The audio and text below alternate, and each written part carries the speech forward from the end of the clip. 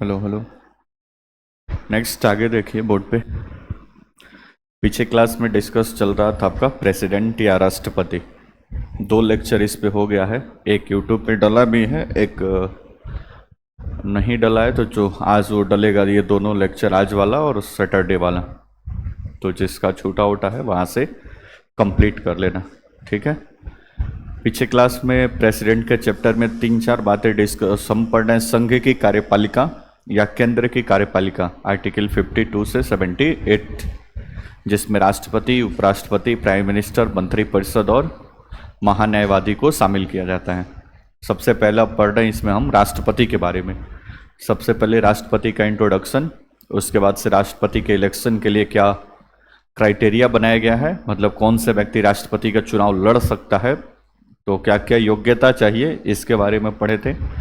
उसके बाद से देखे थे कि राष्ट्रपति का इलेक्शन कैसे होता है, अप्रत्यक्ष, समानुपातिक प्रतिनिधित्व की एकल संक्रमणीय मतपत्ति, कौन से लोग इसमें वोटिंग करते हैं। तो जितने सारे इलेक्टेड एमपी और एमएलए हैं, मतलब जो निर्वाचित एमपी और एमएलए हैं, 28 राज्य और 3 केंद्र शासित प्रदेशों के एमएलए एमएलए और लोकसभा और राज्यसभा के एमपी जो भी निर्वाचित होते हैं वही केवल राष्ट्रपति के इलेक्शन में भाग लेते हैं। उसके बाद से देखिए कि एक विधायक का मत मूल्य कैसे निकाला जाता है, एक सांसद का मत मूल्य कैसे निकलता है, फिर पूरे कैसे वोटिंग प्रक्रिया होती है, ये पीछे क्लास में चर्चा हुआ है। जब राष्ट्रपति का चुनाव संपन्न हो जाता है तो राष्ट्रपति अपना पद ग्रहण करने से पहले शपथ लेता है। पीछे क्लास में शनिवार को डिस्कस हुआ था कि राष्ट्रपति अपना पद ग्रहण करने से पहले सुप्रीम कोर्ट के मुख्य न्यायाधीश, जो हमारा उच्चतम न्यायालय है, उसके मुख्य न्यायाधीश के समक्ष या फिर उच्चतम न्यायालय के मुख्य न्यायाधीश की अनुपस्थिति में सुप्रीम कोर्ट के अन्य जो वरिष्ठ न्यायाधीश हैं उनके समक्ष अपने पद की क्या करते हैं, शपथ लेते हैं। स्पेशली जो राष्ट्रपति का शपथ होता है वो राष्ट्र की एकता, अखंडता, संविधान की रक्षा, इसको लेकर उनका शपथ होता है। फिर वो शपथ लेते हैं और शपथ लेने के बाद से अपना कार्यभार संभालते हैं और राष्ट्रपति के रूप में कार्य करते हैं, ठीक है। तो शपथ तक हो गया था कि राष्ट्रपति का शपथ वगैरह कैसे लिया जाता है, ये बात भी डिस्कस हो गया था। हम नेक्स्ट एक लिस्ट आपको टेलीग्राम पे भेजा गया था जिसमें कंप्लीट राष्ट्रपति का पूरा, जो अभी तक 1950 में जब पहले राष्ट्रपति बने थे डॉक्टर राजेंद्र प्रसाद, अभी वर्तमान में जो राष्ट्रपति हैं द्रौपदी मुर्मू, तो वहाँ तक का जो राष्ट्रपति का लिस्ट था उसको भेजा गया था टेलीग्राम पे। कल थोड़ा सा लेट से ही गया था, लेकिन इतना भी लेट से नहीं गया था कि आप नहीं लिख सकें। जो लिखे हैं उसको सही है, जो नहीं लिखे हैं वो आज लिख देंगे, ठीक है। इसमें कुछ फैक्ट भी है और जो नोट करके अभी आगे लिखेंगे। तो पहले इस लिस्ट को समझते हैं, कौन कौन से अभी तक प्रेसिडेंट भारत में बने हुए हैं, कोई दिक्कत। तो आगे पढ़ेंगे, इसके बाद इस लिस्ट के बाद आगे पढ़ेंगे हम राष्ट्रपति का कार्यकाल, ठीक है। आर्टिकल 56 कि जब राष्ट्रपति अपने पद पे शपथ लेता है तो अगले कितने दिनों तक वो भारत का राष्ट्रपति रह सकता है। तो अनुच्छेद 56 के अनुसार राष्ट्रपति अपने पद ग्रहण करने की तिथि से अगले 5 वर्ष तक राष्ट्रपति के पद पे रहता है। अभी आगे आएगा ये, ठीक है। कितना वर्ष, 5 वर्ष। देखो यहाँ पे 25 जुलाई 2017 को इन्होंने शपथ लिया 2017 को, तो 25 जुलाई 2022 को इनका कार्यकाल क्या हो गया है, खत्म हो गया। तो कायदे से देखा जाए तो एक राष्ट्रपति का कार्यकाल अपने शपथ ग्रहण की तिथि से, मतलब जब से वो कार्यभार संभालते हैं तब से कितना वर्ष होता है, 5 वर्ष होता है। यहां तक कोई दिक्कत। 5 वर्ष से पहले अगर इनको खुद अपने पद से हटना है तो उसके लिए क्या प्रोसीजर है। तो 5 वर्ष से पहले इनको खुद अपने पद से हटना है तो जो प्रेसिडेंट है राष्ट्रपति, वो अपना त्याग पत्र, जो त्याग पत्र होगा वो देगा किसको, उपराष्ट्रपति को। तो देश के जो वर्तमान उपराष्ट्रपति हैं उनको अपना ये त्याग पत्र या रिजाइनेशन लेटर अपना सौंप देगा। या तो कोई समस्या, मतलब उसको खुद अपने पद से त्याग पत्र देना होगा तो किसको देगा, उपराष्ट्रपति। उपराष्ट्रपति इनके त्याग पत्र की सूचना लोकसभा के स्पीकर को देता है और फिर वहां से प्रक्रिया आगे बढ़ती। यहां तक कोई दिक्कत पर्सन। तो इनको खुद से हटने का मन करे तो ये करेंगे, अपना त्याग पत्र देंगे। अगर इनको पार्लियामेंट हटाना चाहे, संसद हटाना चाहे, तो आगे पढ़ेंगे हम आर्टिकल 61 अनुच्छेद 61, जिसमें राष्ट्रपति पर महाभियोग की बात की गई है। महाभियोग राष्ट्रपति पर महाभियोग की प्रक्रिया बात की गई है 61 अनुच्छेद 61। इसमें साफ साफ लिखा हुआ है कि राष्ट्रपति अगर संविधान के प्रावधानों का उल्लंघन करता है, ऐसे नहीं हवा में तीर चला दिए और राष्ट्रपति को पद से हटा दिया जाएगा, नहीं। स्पेशली संविधान में ये बात मेंशन है कि राष्ट्रपति अगर संविधान का उल्लंघन करता है तो उसको अनुच्छेद 61 के तहत पार्लियामेंट, कौन पार्लियामेंट या बोले तो कौन संसद, तो संसद के दोनों सदनों द्वारा विशेष बहुमत के माध्यम से राष्ट्रपति को महाभियोग चलाकर उनके पद से क्या किया जा सकता है, हटाया जा सकता है। तो आर्टिकल 61 महाभियोग कुछ नहीं है, राष्ट्रपति की हटाने की प्रक्रिया है जो पार्लियामेंट के थ्रू ये पूरा किया जाता है। वो भी कब, जब राष्ट्रपति संविधान के दिए गए कुछ प्रावधानों का या संविधान का उल्लंघन करता है, तब आर्टिकल 61 के तहत उनको पद से क्या किया जाएगा, हटाया जाएगा। ठीक है, तो पहला बात समझ लिए कि उनको अगर कार्यकाल कितना होगा, 5 वर्ष। ठीक है, अगर उनको खुद से हटना है तो अपना त्याग पत्र देंगे किसको, राष्ट्रपति को। अगर इनको खुद से नहीं हट रहे हैं, फिर संविधान का कुछ उल्लंघन किए, तो आर्टिकल 61 संसद के द्वारा महाभियोग चलाकर उनको हटा दिया जाए। तो महाभियोग कुछ नहीं है, बस पार्लियामेंट से राष्ट्रपति की हटाने की जो प्रक्रिया है उसी को अनुच्छेद 61 के तहत महाभियोग के नाम से जाना गया। यहां तक कोई समस्या परेशानी बोलो ना जी। तो ये 2 बात समझ गए। अच्छा, एक बात ये भी लिखे हैं कि राष्ट्रपति का कार्यकाल 5 वर्ष है, लेकिन अब ऐसा नहीं कि जैसे ही 5 वर्ष खत्म होगा, जैसे ये 25 जुलाई 2017 को इन्होंने कार्यभार संभाला तो 25 जुलाई 2022 को इनको हटा दिया जाएगा, नहीं। सामान्य स्थिति में 5 वर्ष है, परंतु किसी कारणवश चुनाव संपन्न नहीं होता है 25 जुलाई 2022 तक, 25 जुलाई 2022 तक चुनाव नहीं संपन्न होता है, तो वर्तमान जो राष्ट्रपति है, अगले राष्ट्रपति के चुनाव संपन्न होने या नए राष्ट्रपति का पद ग्रहण करने से पहले वो अपने पद पे बना रहेगा। बात समझ में आ गया? कहने का मतलब कि राष्ट्रपति का सामान्य कार्यकाल कितना है, 5 वर्ष।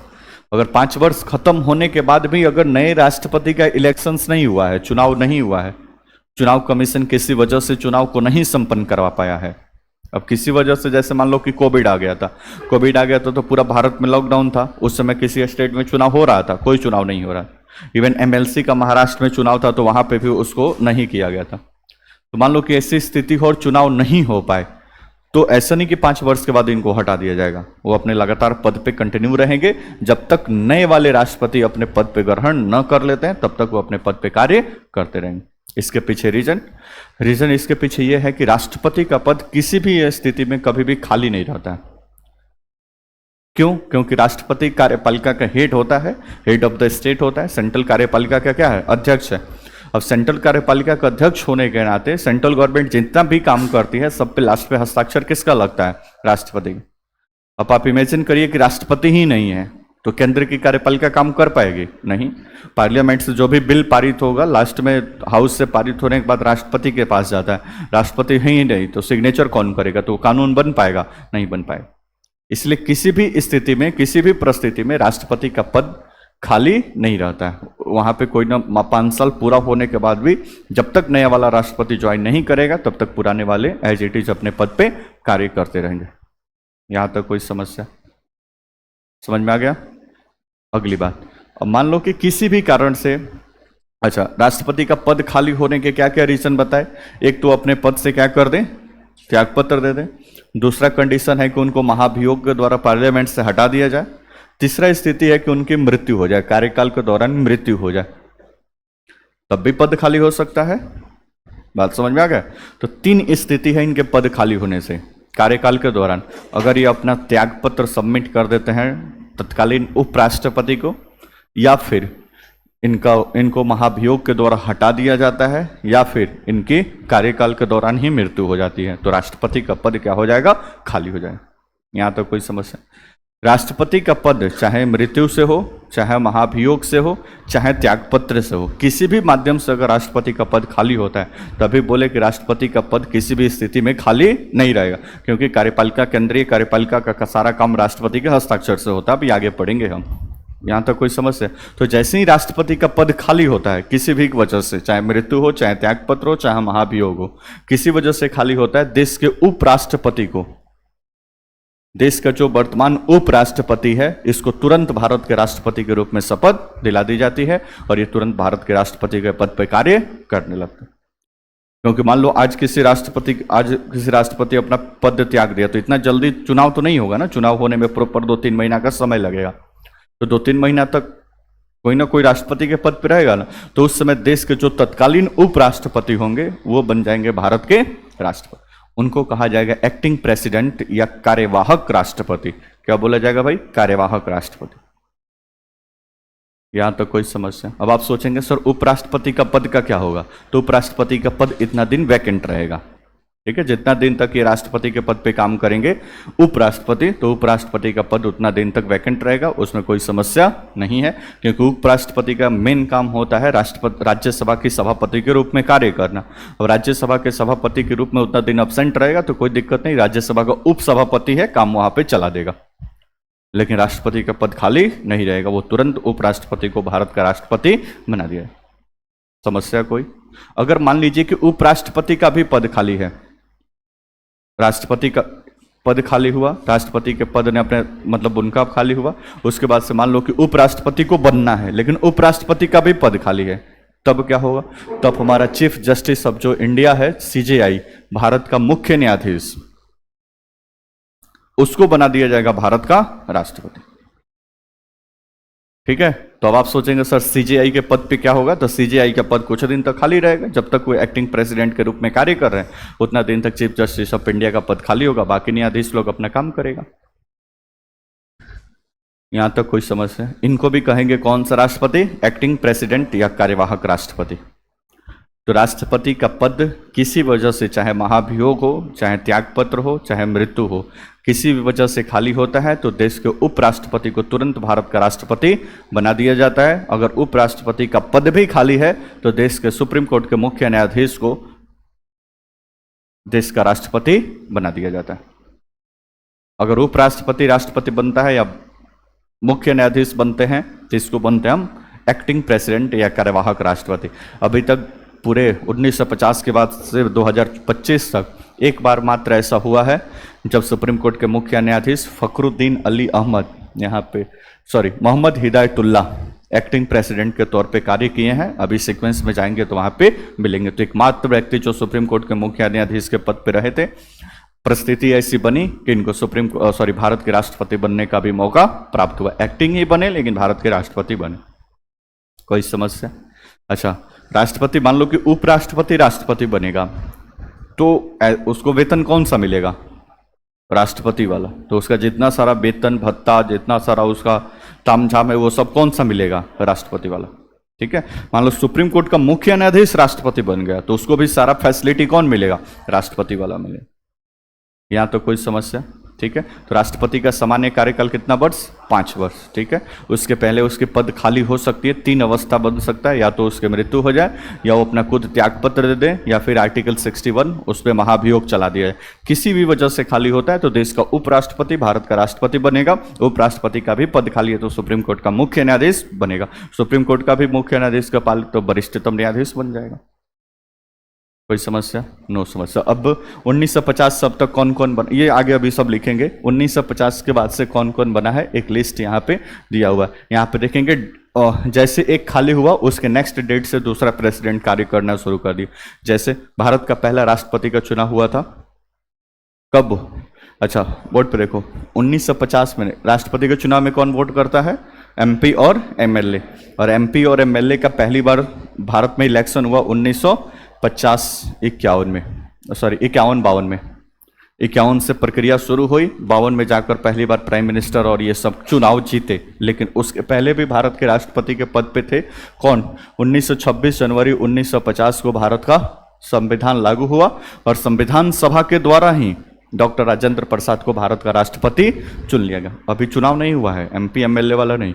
1950 से लेकर 1952 तक ये संविधान सभा के द्वारा चुने गए, उसके माध्यम से ये राष्ट्रपति है। 1952 में जब विधानसभा और लोकसभा का इलेक्शन जब हो जाएगा तब 19 मई जून के आसपास इनका इलेक्शन होगा, ठीक है। और मई जून के आसपास इलेक्शन होने के बाद से फिर मई में ये भारत के 1952 में ये भारत के राष्ट्रपति बनेंगे। तो 1950 से 52 तक ये संविधान सभा के द्वारा चुने गए थे। उसके बाद से अगले साल 52 से 57 तक पहली बार चुनाव हुआ, तब भी ये भारत के राष्ट्रपति चुने गए। दूसरी बार 57 से 62 दूसरे चुनाव में भी ये जीते और दूसरी बार ये भारत के राष्ट्रपति बने। भारत के प्रथम राष्ट्रपति होने के साथ साथ देश में अभी तक राष्ट्रपति के पद पे सर्वाधिक दिनों तक कार्य करने का अनुभव या फिर रिकॉर्ड इनके नाम है। तो भारत में सबसे ज्यादा राष्ट्रपति के पद पे कौन रहा है? डॉक्टर राजेंद्र प्रसाद। 1950 से लेकर कहां तक? 1962। 1950 से 52 रहे हैं, ये संविधान सभा के द्वारा चुने गए थे। 52 में पहली बार राष्ट्रपति के लिए इलेक्शन हुआ, तो 52 से 57 और 57 से 62। यहां तक कोई समस्या? नेक्स्ट आगे बने डॉक्टर सर्वपल्ली राधाकृष्णन। ये भारत के पहले उपराष्ट्रपति थे, मतलब भारत के पहले उपराष्ट्रपति थे, लेकिन ये भारत के दूसरे राष्ट्रपति बने। 13 मई को इनका कार्यकाल खत्म हुआ है, 13 मई 1962 को।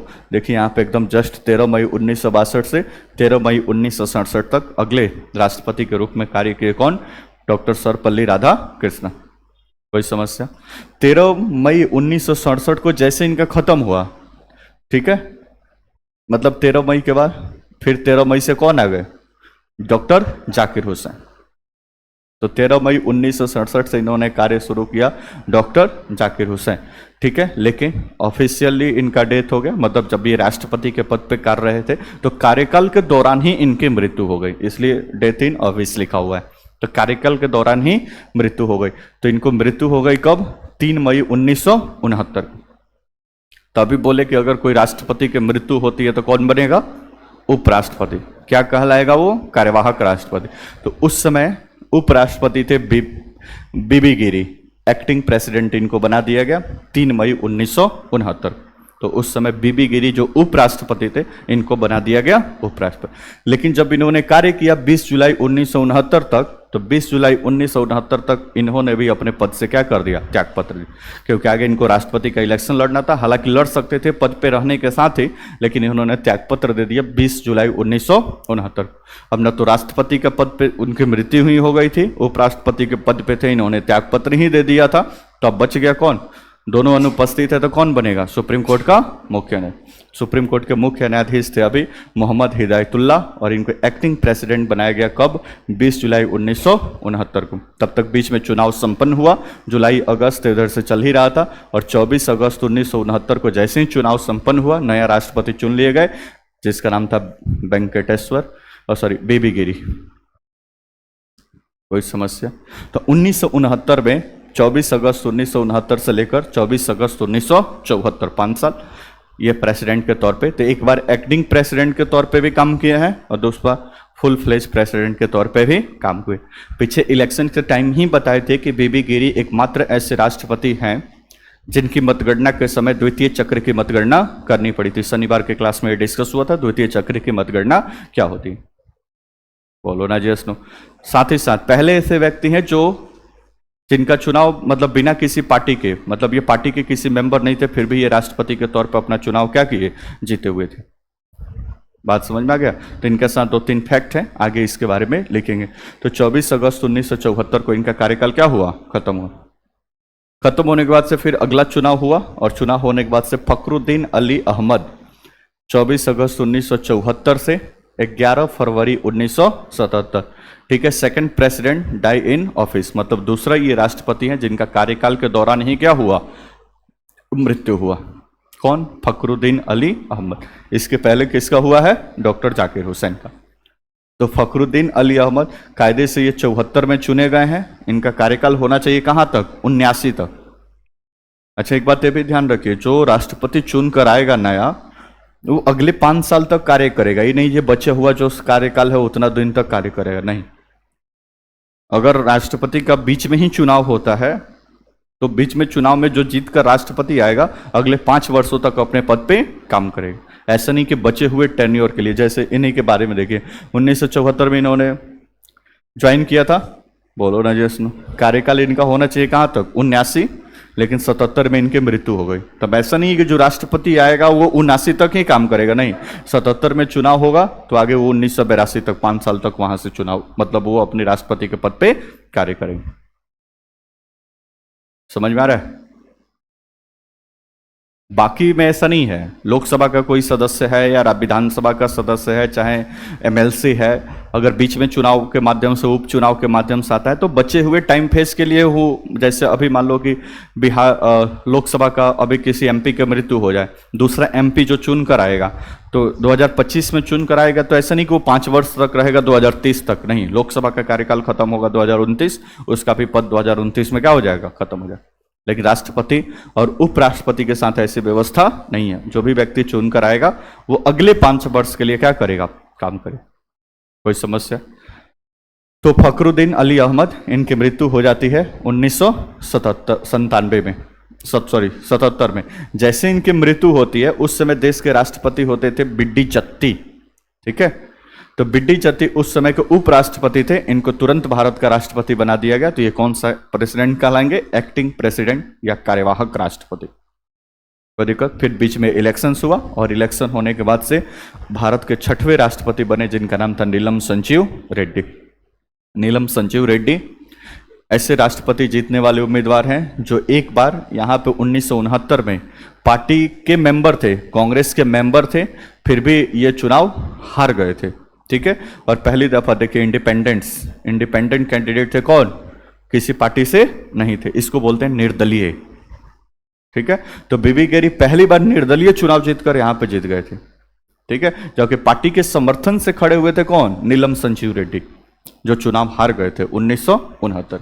रीजन, क्योंकि इंदिरा गांधी उस समय भारत के प्रधानमंत्री थे 1969 के आसपास, और वो नहीं चाहती थी कांग्रेस के ये लीडर नीलम संजीव रेड्डी भारत के राष्ट्रपति बने और उनके द्वारा किए गए कार्यों में बाधा उत्पन्न करे। इसलिए इंदिरा गांधी चाहे कोशिश की अपने मनपसंद के कोई व्यक्ति भारत के प्रेसिडेंट के पद पर रहे कि कार्य करने में कोई दिक्कत परेशानी न हो।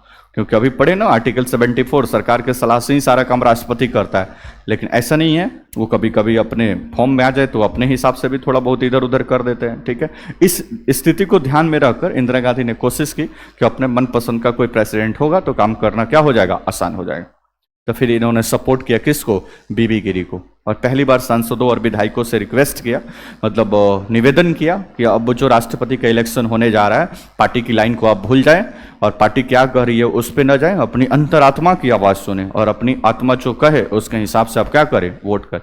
अपनी आत्मा, अंतरात्मा सुने, इसका मतलब तो यही था कि आप नीलम संजीव रेड्डी को वोट करना करके किसको वोट करें, बीबी गिरी को। कहने का अल्टीमेट उद्देश्य यही था। तो पहली दफा ऐसा हुआ कि बिना किसी पार्टी के टिकट पे होने के बावजूद बीबी गिरी यहाँ से चुनाव जीत गए और पार्टी के फुल मेंबर होने के बाद भी नीलम संजीव रेड्डी 1969 में चुनाव हार गए। उसके बाद से फिर विवाद हुआ, कांग्रेस 2 भागों में बटी भी। कांग्रेस का एक दल इंदिरा गांधी के साथ और एक दल इन लोगों के साथ। लेकिन फिर वापस से इनकी जीत होती है, नीलम संजीव रेड्डी। अब यहाँ पे देखो 25 जुलाई 1977 को तो एक बार चुनाव हारे, लेकिन जब दूसरी बार चुनाव इन्होंने लड़ा तो भारत के एकमात्र ऐसे राष्ट्रपति हैं जो निर्विरोध जीत गए थे।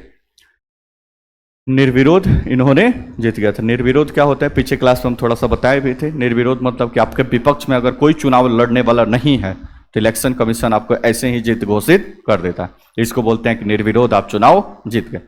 जैसे मुखिया का इलेक्शन अपने पंचायत से लड़ रहे हैं, कोई एक ही कैंडिडेट खड़ा है, उसके विपक्ष में और कोई कैंडिडेट खड़ा ही नहीं है, तो वोटिंग करवाने का कोई मतलब ही नहीं है। तो वोटिंग करवाने का मतलब ही नहीं, तो इलेक्शन कमीशन ऐसे ही उसको निर्विरोध निर्वाचित घोषित कर देगा। क्रिकेट खेलने पहले लोग जाते थे तो क्रिकेट में एक टीम नहीं पहुंचती थी तो जो पहुंचती थी उस टीम को वॉक ओवर दिला जाता था कि चलिए आप कैसे ही विजेता घोषित कर दिया। बोलो ना जैसे। तो वैसे ही अगर कोई दूसरा कैंडिडेट खड़ा नहीं है इलेक्शन में तो उसको निर्विरोध चुनाव इलेक्शन घोषित, उसको विजेता घोषित कर दिया। तो नीलम संजीव रेड्डी एक बार चुनाव हारे, जबकि दूसरी दफा निर्विरोध वो चुनाव जीते हुए थे। वहां पर कोई और चुनाव मैदान में नहीं था। कब? 1977 से लेकर 1982। 1977 में इवन जनता पार्टी की सरकार थी, लेकिन 1980 से 82 तक दोबारा इनका मुलाकात हो गया। कौन प्राइम मिनिस्टर थे उस समय भारत में? कौन? इंदिरा गांधी। तो 1980 में 69 में बनाना नहीं चाहती थी, लेकिन संजोग बस 1980 में जब ये प्रेसिडेंट थे उसी समय 1980 में इंदिरा गांधी भारत के प्रधानमंत्री। फिर दोनों मिलजुल कर काम किए भाई, 2-3 साल आगे जो बचा हुआ टेन्योर था। कोई समस्या? तब यहाँ से अब फिक्स, अब यहाँ से किसी की मृत्यु और त्यागपत्र नहीं हुआ है। 25 जुलाई से 25 जुलाई आगे बढ़ते जाना है, 5-5 साल ऐड करके। तो 1982 सॉरी 77 से कहाँ तक 82, उसके बाद से ज्ञानी जैल सिंह 82 से लेकर 1987, फिर आगे जाइए आर वेंकटेश्वरमन 1987 से लेकर कहाँ तक 92, शंकर दयाल शर्मा 92 से लेकर 97, के आर नारायणन 97 से लेकर 2002, एपीजे अब्दुल कलाम 2002 से लेकर 2007, 25 जुलाई सब में ऐड है, ठीक है।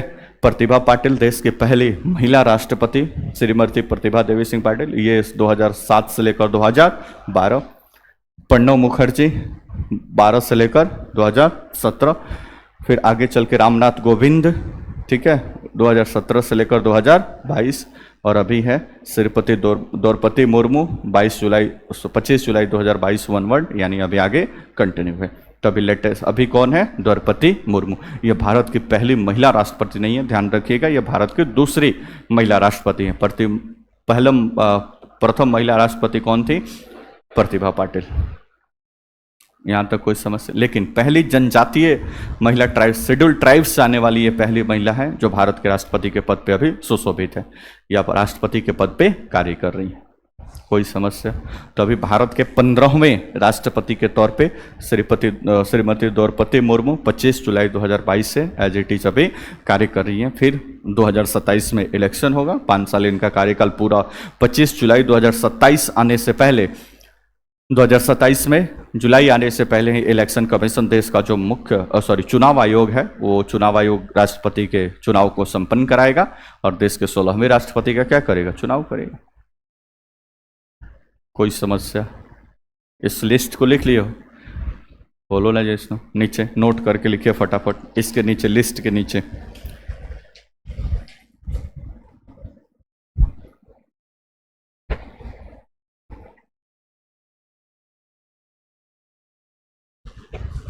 नोट नंबर 1 लिखिए, नोट नंबर 1,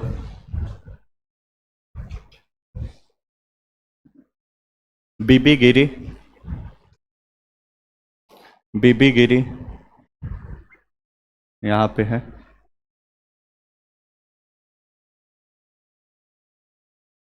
बीबी गिरी।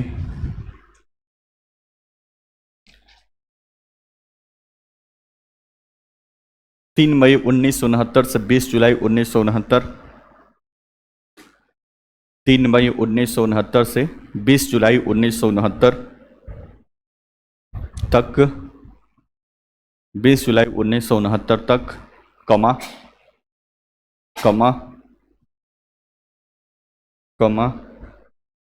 मोहम्मद हिदायतुल्लाह,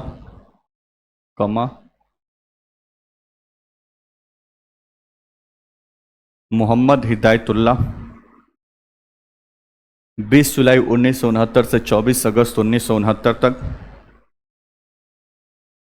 मोहम्मद हिदायतुल्लाह 20 जुलाई 1969 से 24 अगस्त 1969 तक,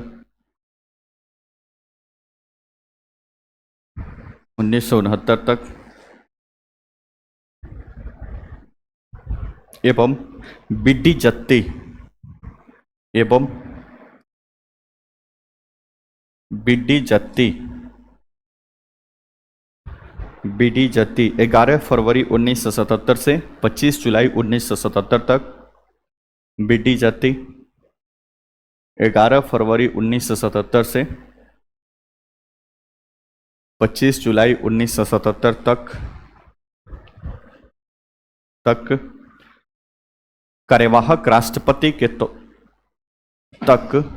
कार्यवाहक राष्ट्रपति के रूप में एक्टिंग प्रेसिडेंट, कार्यवाहक राष्ट्रपति के रूप में कार्य किया था, कार्यवाहक राष्ट्रपति के रूप में कार्य किया था। देखो ना क्या हुआ, छूट गया क्या? दिमाग छूटता कब है? दिमाग जब इधर उधर भटक जाए, ठीक है। दिमाग स्थिर शांत चित्त रहेगा, सुन के लिखोगे तो लिखा जाएगा। मिलाइए, बीबी गिरी 3 मई 1969 से 20 जुलाई 1969 तक, न्यायमूर्ति मोहम्मद हिदायतुल्लाह 20 जुलाई 1969 से 24 अगस्त 1969 तक, एवं बिड्डी जत्ती 11 फरवरी 1977 से 25 जुलाई 1977 तक। कार्यवाहक राष्ट्रपति के तौर पे कार्य किया, कार्यवाहक राष्ट्रपति के तौर पे काम किया या पद पे रहे, जो भी आप लिखें। मोहम्मद हिदायतुल्लाह के साथ न्यायमूर्ति लगा लीजिएगा क्योंकि पता चले कि ये सुप्रीम कोर्ट के मुख्य न्यायाधीश थे। नेक्स्ट लिखिए अगला नोट नंबर 2। न्यायमूर्ति मोहम्मद हिदायतुल्लाह एकमात्र ऐसे उच्चतम न्यायालय के मुख्य न्यायाधीश थे। न्यायमूर्ति मोहम्मद हिदायतुल्लाह, न्यायमूर्ति मोहम्मद हिदायतुल्लाह एकमात्र ऐसे सुप्रीम कोर्ट के मुख्य न्यायाधीश थे, एकमात्र ऐसे सुप्रीम कोर्ट के मुख्य न्यायाधीश थे, मुख्य न्यायाधीश रहे जो भारत के कार्यवाहक राष्ट्रपति भी थे, जो भारत के कार्यवाहक राष्ट्रपति बने।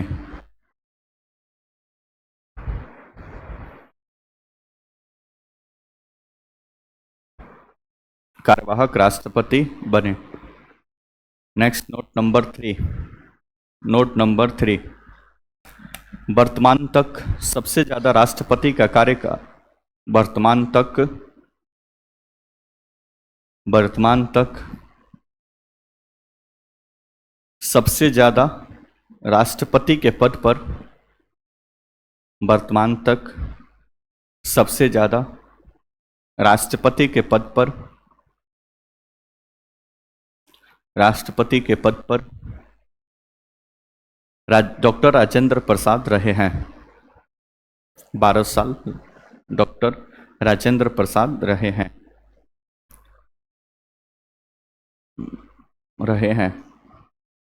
पूर्ण विराम।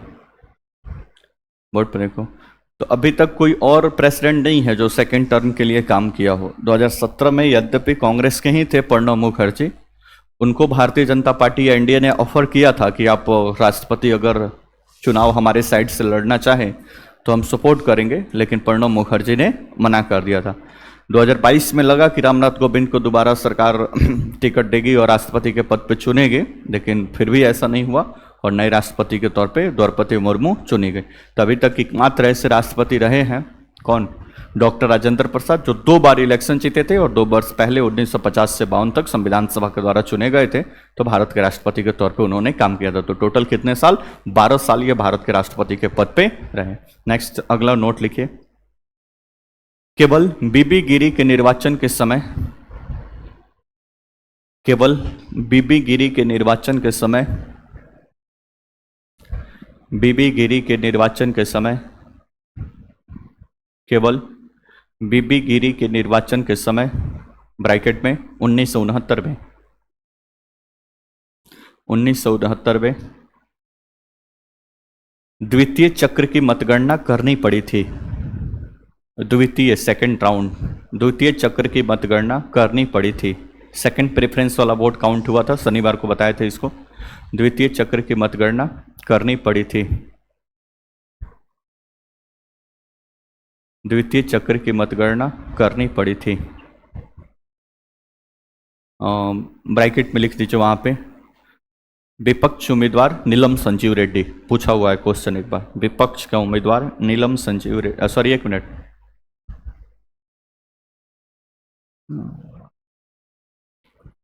ब्रैकेट में लिख दीजिए नीलम संजीव रेड्डी को हराकर, नीलम संजीव रेड्डी को हराकर।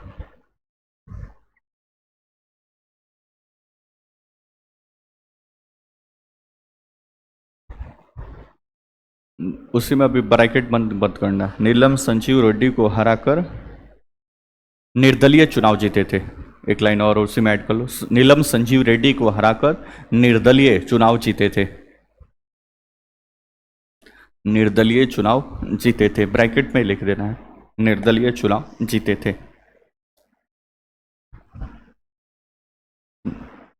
पूर्ण विराम। निर्दलीय समझते हो रहा? मान लो कि हमको गोपालगंज कुचायकोट विधानसभा से विधायकी का चुनाव लड़ना है, बीजेपी से टिकट मांगे नहीं मिला, कांग्रेस से भी नहीं मिला, बाकी सब पार्टी थी नहीं मिला, तो कोई दिक्कत नहीं, हम इंडिपेंडेंट चुनाव लड़ेंगे, बिना किसी दल के चुनाव लड़ेंगे। तो जो बिना किसी दल से चुनाव लड़ता है, किसी भी दल का मेंबर नहीं होता है, उसको क्या बोलते हैं? निर्दलीय। उसका कोई दल नहीं है, ठीक है। तो नीलम संजीव रेड्डी 1969 में इंडिपेंडेंट चुनाव लड़े थे और पहले एकमात्र ऐसे प्रत्याशी हैं जो निर्दलीय चुनाव जीते भी थे, ठीक है। नेक्स्ट आगे, नेक्स्ट नोट नंबर अगला, नीलम संजीव रेड्डी एकमात्र ऐसे राष्ट्रपति रहे, नीलम संजीव रेड्डी एकमात्र ऐसे राष्ट्रपति रहे, एकमात्र ऐसे राष्ट्रपति रहे, एकमात्र ऐसे राष्ट्रपति रहे जो एक बार चुनाव हार गए, जो एक बार चुनाव हार गए, चुनाव हार गए, परंतु परंतु 1977 में, परंतु दूसरी बार 1977 में, परंतु दूसरी बार 1977 में निर्विरोध राष्ट्रपति निर्वाचित हुए, निर्विरोध राष्ट्रपति के रूप में निर्वाचित हुए, निर्विरोध राष्ट्रपति के रूप में निर्वाचित हुए,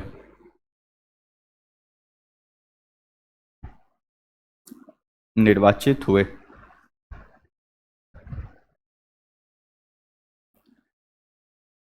कोई समस्या? ठीक है, तो एक बार इलेक्शन हारे थे, लेकिन 1977 में इनके खिलाफ राष्ट्रपति का इलेक्शन लड़ने के लिए कोई कैंडिडेट खड़ा नहीं हुआ, तो चुनाव आयोग ने इनको निर्विरोध विजेता घोषित कर दिया। नेक्स्ट अगला पॉइंट देखिए, भारत के प्रथम महिला राष्ट्रपति, भारत के पहली महिला राष्ट्रपति श्रीमती प्रतिभा देवी सिंह पाटिल हैं।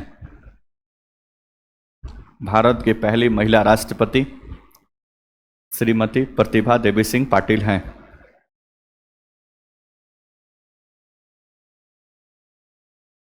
श्रीमती प्रतिभा देवी सिंह पाटिल हैं।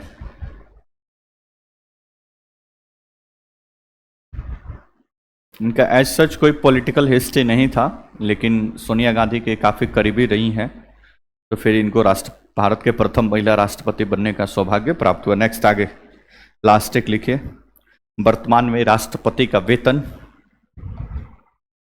वर्तमान में राष्ट्रपति का वेतन कितना? राष्ट्रपति का वेतन 5 लाख प्रति महीना,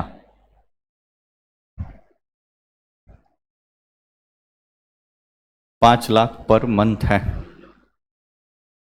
एक महीना में 5 लाख रुपया इनको केवल वेतन मिलता है, भत्ता भी अलग से है, ठीक है। गाड़ी, बंगला, आवास, ठीक है। 350 कमरों वाला राष्ट्रपति आवास मुफ्त में है, ठीक है, उसका कोई भाड़ा उड़ा नहीं देना पड़ता है। तो 5 लाख रुपए इनका अपना सैलरी है। उसके बाद से सब फोन, टेलीफोन, हेल्थ वेल्थ वो तो सब सरकार की तरफ से मुफ्त है, ठीक है। नेक्स्ट, तो इतना बात समझ गए? तो ये सब था फैक्ट, ठीक है, राष्ट्रपति के तौर पे, ठीक है। अब यहाँ से देखो क्वेश्चन कैसे बनता है। प्रीवियस ईयर क्वेश्चन देखोगे तो समझ में आएगा। नॉर्मल एग्जामिनेशंस में क्वेश्चन इजी बन जाएगा कि पहले निर्विरोध चुने जाने वाले, पहले द्वितीय चक्र की मतगणना वाले कौन कौन एक्टिंग प्रेसिडेंट बने, कौन कौन से ऐसे राष्ट्रपति रहे जिनका कार्यकाल में मृत्यु हुआ, सुप्रीम कोर्ट के कौन से एक न्यायाधीश थे जिनका जो न्यायाधीश थे जो राष्ट्रपति के पद पे कार्य किए। तो ऐसे बहुत सारे क्वेश्चन बन रहे हैं।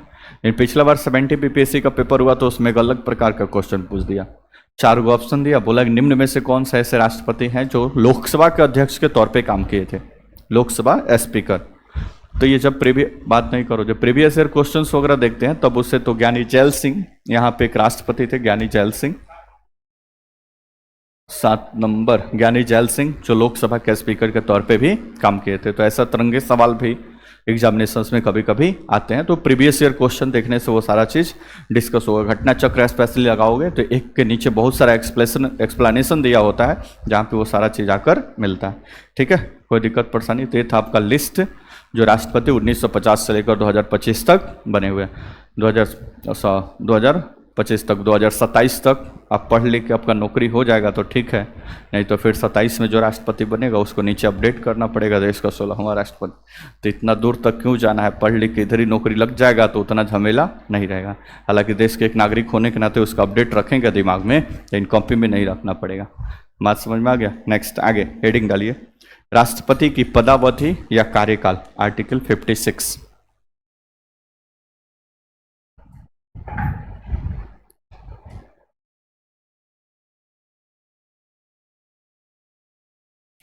राष्ट्रपति की पदावधि या कार्यकाल,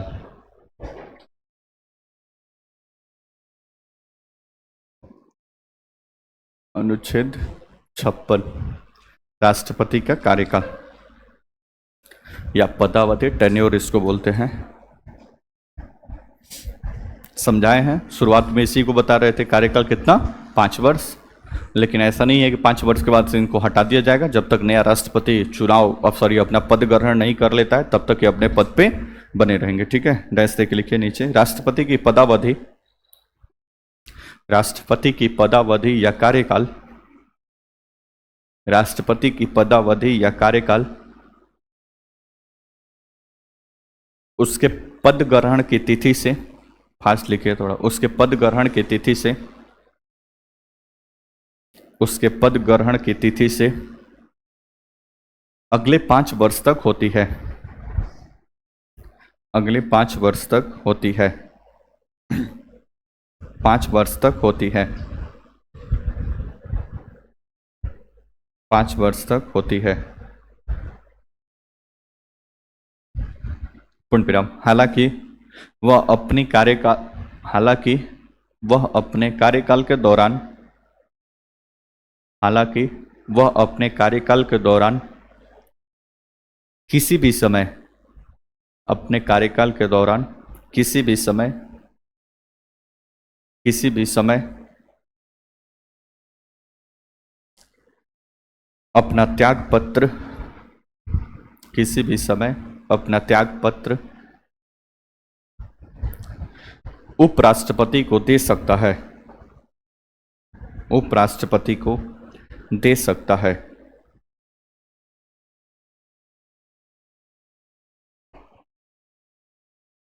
दे सकता है, पूर्ण विराम। उससे में लिखे इसके अतिरिक्त, इसके अतिरिक्त, इसके अतिरिक्त कमा, इसके अतिरिक्त कमा उसे कार्यकाल से पूर्व, उसे कार्यकाल से पूर्व, कार्यकाल से पूर्व संसद द्वारा, कार्यकाल से पूर्व संसद द्वारा महाभियोग चलाकर हटाया जा सकता है, संसद द्वारा महाभियोग चलाकर हटाया जा सकता है, महाभियोग चलाकर हटाया जा सकता है, हटाया जा सकता है, पूर्ण विराम। उस पैराग्राफ चेंज करके लिखिए, जब तक उसका उत्तराधिकारी, जब तक उसका उत्तराधिकारी पद ग्रहण न कर ले, जब तक उसका उत्तराधिकारी पद ग्रहण न कर ले, जब तक उसका उत्तराधिकारी पद ग्रहण न कर ले, पद ग्रहण न कर ले, राष्ट्रपति अपने कार्य, राष्ट्रपति अपने 5 वर्ष के कार्यकाल के उपरांत भी, राष्ट्रपति अपने 5 वर्ष के कार्यकाल के उपरांत भी, 5 वर्ष के कार्यकाल के उपरांत भी, उपरांत भी अपने पद पर बना रहता है, अपने पद पर बना रहता है,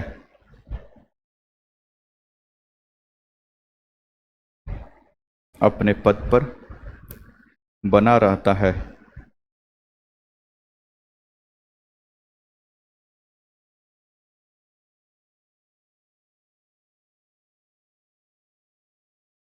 पूर्ण विराम। एक क्वेश्चन लिखिए, दिमाग लगाइए, चाहे एक लाइन पहले नीचे ऐड कर लो, नोट करके लिखो। नोट, उपराष्ट्रपति, उपराष्ट्रपति त्याग पत्र की सूचना लोकसभा अध्यक्ष को देता है। उपराष्ट्रपति त्याग पत्र की सूचना लोकसभा अध्यक्ष को देता है।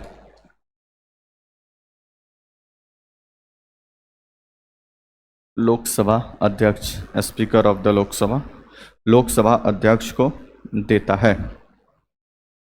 ब्रैकेट में लिख दो आर्टिकल 56 क्लॉज 2, आर्टिकल 56 क्लॉज 2।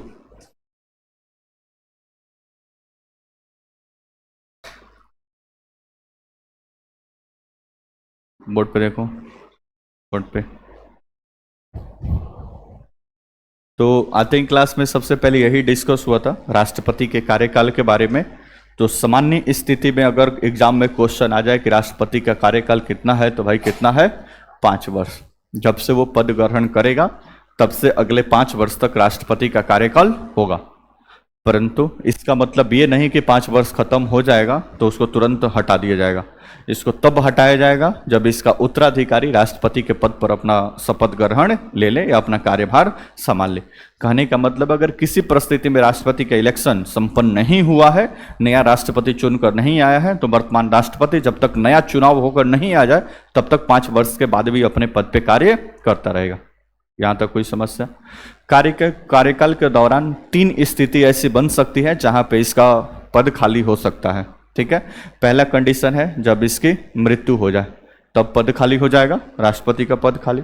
दूसरा, ये अपना त्यागपत्र किसको देगा, उपराष्ट्रपति को, जिसकी सूचना उपराष्ट्रपति किसको देगा, लोकसभा के अध्यक्ष को। तीसरा कंडीशन है आर्टिकल 61 महाभियोग के द्वारा इसको क्या कर दिया जाए, हटा दिया जाए, तब भी इसका पद खाली हो जाएगा। ठीक है, आगे ये तो अभी पढ़े थे कि किसी भी स्थिति में इसका पद खाली होता है, देश का उपराष्ट्रपति भारत का राष्ट्रपति बनेगा, उपराष्ट्रपति का भी पद खाली है तो फिर सुप्रीम कोर्ट का मुख्य न्यायाधीश भारत के राष्ट्रपति के पद पे कार्य करेगा। कोई समस्या? इतना सब डिस्कस करने के बाद ये क्वेश्चन बढ़िया से बोल रहे हैं, दिमाग लगाना सब। ठीक है, लिखो क्वेश्चन। राष्ट्रपति बनने की, अपने आंसर अपने पास, बीच में नो एनी डिस्कशन। राष्ट्रपति बनने की अधिकतम उम्र कितना है? राष्ट्रपति बनने की अधिकतम उम्र लिखाया नहीं गया, फिर भी दिमाग लगाना है आपको, पहले ही बोले हैं दिमाग लगाना है। राष्ट्रपति बनने की अधिकतम उम्र कितनी है? ऑप्शन नंबर ए 65 वर्ष, अपना आंसर अपने पास 65 वर्ष। ऑप्शन बी 70 वर्ष, ऑप्शन सी 80 वर्ष, option D none of this, या इनमें से कोई नहीं। अपना सोचिए, राष्ट्रपति बनने की अधिकतम उम्र कितना है? 65, 70, 80, इनमें से कोई नहीं। सोचिए, सोच लिए? सब कोई सोच लिया? सब कोई हाथ उठाएगा, हाथ काउंट होगा कौन किधर उठा रहा है। लेकिन कितने लोगों को कंफर्म पता है वो हाथ उठाए? 100% जिसको पता है। अच्छा, कुछ लोगों को 100% पता है, ठीक है, हाथ नीचे करो। ए वाले हाथ उठाओ, ए वाले पीछे देख के मत उठाओ। अच्छा, तुम ए में हाथ उठा रहे हो, नीचे उठाओ, डरो मत। बी वाले हाथ उठाओ, बी वाले उठाओ भाई। सी वाले हाथ उठाओ, सी वाले उठाओ, कहाँ नीचे कर ले रहा है? सी वाले में भी कोई नहीं है भाई, सोचने वाली बात। डी वाले हाथ उठाओ, सब लोग डी में है। ठीक है, तो राष्ट्रपति का न्यूनतम उम्र है, कोई अधिकतम उम्र निर्धारित नहीं। ठीक है, तो एकदम क्लियर होना चाहिए। ठीक है, राष्ट्रपति क्या, किसी भी चुनाव को लड़ने के लिए कोई भी अधिकतम उम्र निर्धारित नहीं है। चाहे लोकसभा लड़ो, चाहे राज्यसभा, चाहे मुखिया, सरपंच, एमपी, एमएलए, कुछ भी चुनाव लड़ो, कहीं पे भी अधिकतम उम्र की सीमा नहीं है। सरकारी सर्विसेज के लिए है, सुप्रीम कोर्ट के न्यायाधीश के लिए भी है, हाई कोर्ट के न्यायाधीश के लिए भी, सबके लिए व्यवस्था। लेकिन नेता लोगों के लिए कोई व्यवस्था नहीं है। 100 साल का है वो लाठी लेके भी जाकर अपना पर्चा दाखिल कर सकता है और चुनाव लड़ सकता है, संविधान उसको मना ही नहीं करता है। बात समझ में आ गया? पहली बात। दूसरी बात, भारत में किसी को राष्ट्रपति का चुनाव वो जितना बार चाहे उतना बार लड़ सकता है, पहली बार, दूसरी बार, जितना बार वो चुनाव जीत जाए, अगर लगातार 5 बार वो चुनाव जीत जाए तो 5 बार भी राष्ट्रपति के पद पे कार्य कर ले, उसके लिए भी कोई लिमिटेशन नहीं है। लेकिन संयुक्त राष्ट्र अमेरिका में है लिमिटेशन कि अगर कोई राष्ट्रपति, वहां का कोई व्यक्ति मात्र 2 ही बार यूएसए के राष्ट्रपति बन सकता है, तीसरी बार नहीं। जैसे बराक ओबामा 2008 से 12, 12 से 16, 16 के बाद चाह कर भी वो संयुक्त राज्य अमेरिका के राष्ट्रपति नहीं बन सकते। डोनाल्ड ट्रंप 16 से 20 बने थे, अभी 24 से 28 तक कार्य कर रहे हैं। अगली बार चाहे तो चाह कर भी वहां पे राष्ट्रपति का वो इलेक्शन से राष्ट्रपति नहीं बन सकते। तो अमेरिका में ऐसा प्रावधान है कि एक व्यक्ति अधिकतम कितने बार राष्ट्रपति बनेगा? 2 बार। लेकिन भारत में ऐसी कोई व्यवस्था नहीं है, जितना बार वो चुनाव जीत जाए उतना बार भारत का राष्ट्रपति बन जाएगा, जितना बार मर्जी उतना बार चुनाव लड़ सकता है। ठीक है। दूसरी बात, अधिकतम उम्र की भी कोई सीमा नहीं है। लिखिए, नोट में लिखिए इसको।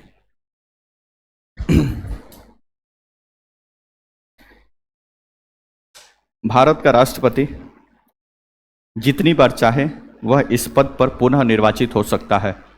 भारत का राष्ट्रपति जितनी बार चाहे वह इस पद पर निर्वाचित हो सकता है। वह इस पद पर निर्वाचित हो सकता है, पुनः निर्वाचित हो सकता है। लिख लीजिए, पुनः निर्वाचित हो सकता है। ब्रैकेट में लिखिए आर्टिकल 57, अनुच्छेद 57। ये बीच में इसमें आर्टिकल किसके लिए याद करना है? बड़े बड़े एग्जामिनेशन, दरोगा वरोगा देना है, बीपीएससी प्रीलिम्स देना है, उसके लिए सब एग्जाम आर्टिकल दिमाग में रखना है। ठीक है। हालांकि बिहार पुलिस में भी पूछ रहा है सब आर्टिकल, तो दिमाग में रखिए। एक लाइन उससे में ऐड करिए, अधिकतम सीमा का निर्धारण नहीं किया गया। मतलब वो कितना बार बनेगा इसका कोई फिक्स नहीं है। अधिकतम सीमा का निर्धारण नहीं किया गया है।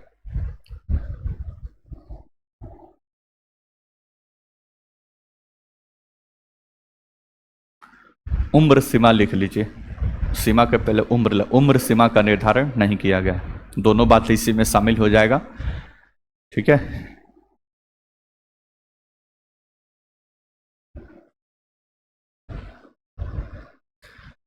पूर्ण विराम।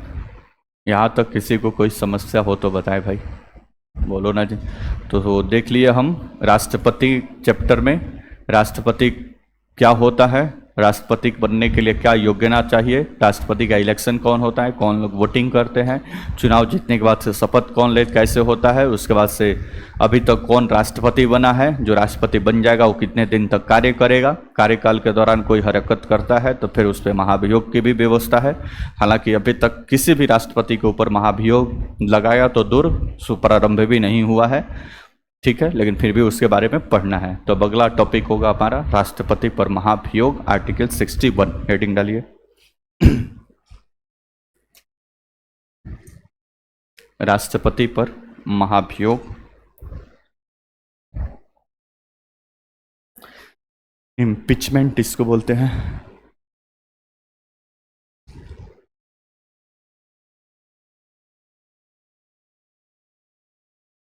राष्ट्रपति पर महाभियोग, इम्पीचमेंट, आर्टिकल 61।